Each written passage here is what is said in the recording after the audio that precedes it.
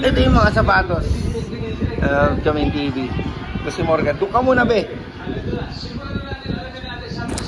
Yes sir!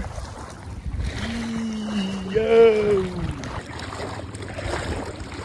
Bumaba na kahit pa paano mga kuy. So, karga na tayo. Pick up tayo today. Yan, welcome dito sa aming resort. Grabe yan, taas ng tubig nung nakaraan. Kanya yan, yung marka na yan.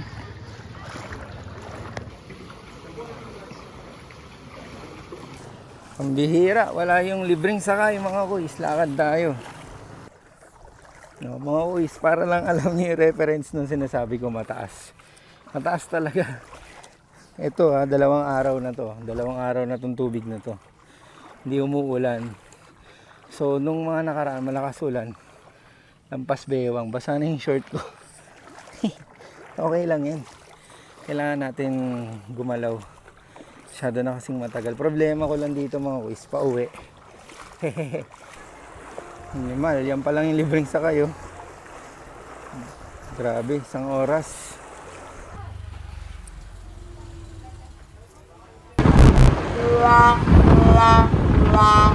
Sobrang di ko alam gagawin ko mga kuys. Paano ko ipapaship yung mga sapatos na kukunin natin. Nagantay ako mag-contact sila sa Instagram pero wala pa din hanggang ngayon. So far, isa pa lang hinakontak ko. Hindi ko alam gagawin ko mga kuys. Ang hirap ng ganito. Mag-withdraw muna ako kasi wala na din akong cash. 7-Eleven. Withdraw lang tayo. Hindi tayo pambayad sa Lalamove. Baka umuwi na lang ako. Andito na yung package natin kaso hindi ko naman mapaship. Well, hindi tayo ma-access yung account. Dito ako sa Cubao. Wala talaga, hindi ko ma-open yung Facebook ko. Pasensya na po. Baka iuwi ko muna to. Grabe. Ilan to kuys? 4 to. 4. Merong pang parating na 3. So ito na yung mga pick up natin. Kaso problema, hindi naman natin makontak yung mga customer. So ayusin na lang muna natin. Tapos tignan natin anong pwedeng gawin. Magantay tayo 30 minutes. Ito na lang, magbukas na lang tayo mga kuys. Ganyan naman to. Hindi ko alam ba't ang mahal ng sapatos na to, pero ang ganda din eh. Ayan yung mga package natin.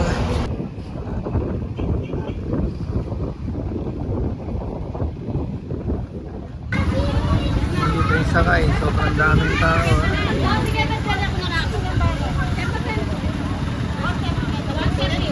So ayun, nandito na tayo sa bahay mga kuys. Grabe yung pinagdaanan natin ngayong araw.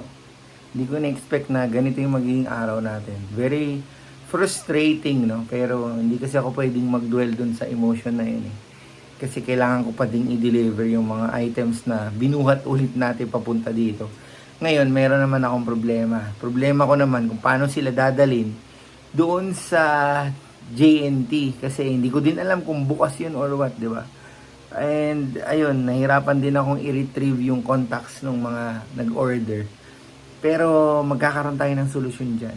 Medyo na-upset lang ako mga kuys kasi yun, hindi natin magawa yung mga dapat na nagawa. Lalo na kanina. And meron akong isang in-explainan na hindi ko nga siya makontak kahit nag-antay ako doon hanggang alas 4. Kasi nga wala akong access sa page. Wala akong access sa account. Di ba? Parang napakahirap. Anong oras na? 8:25 na ngayon. 8:20 or 30 mga kuys. Dumating ako ng Pampanga. Around 5 o'clock. Nag-travel ako papunta dito. Dumating ako mga magsi-7 na. Nag-antay ako ng libreng sakay. Kaso sobrang daming tao dahil Biyernes ngayon. Holiday. Nag-try silang lumabas kahit baha. Diba? So naglaad ako ng malayo sa baha kasama ko yung mga kapatid ko. Buti na lang, sinundo nila ako tapos mayroong nakakita sa amin na pick up. Kasi kung wala, mga kuys, grabe ang bigat ng sapatos. 7 pairs yun, mga kuys. And papakita ko pala sa inyo yun, no? Kasi kahit pa paano, gumaan yung pakiramdam ko nung nakita ko yung mga sapatos na yun. Alam ko mga kuys, hindi nyo kasalanan. Hindi nyo kasalanan. Kasalanan ko. Kasi yun nga, yung grabe yung delay. Grabe yung delay. Pero hindi yun yung pinramis ko sa inyo. Mingi naman ako ng pasensya sa inyo, no? Pero hindi ko maiwasang mainis kasi in-explain ko naman na hindi ko nga ma-access yung contacts nyo. Paano kita ko kontakin? Diba? Isang tao lang naman to mga kuys. Pero hindi din naman niya kasalanan. Parang hindi ko lang mag-gets bakit sinasabi ko na parang hindi niya pa din nagigets. Para may iba yung mood natin mga kuys, no? Ano na lang, check na lang natin yung mga sapatos. Tapos, yun na. Conclude na natin tong araw na to kasi sobrang hassle mga kuys. Ito yung mga sapatos. Kaming TV. Ito si Morgan. Doon ka muna, be.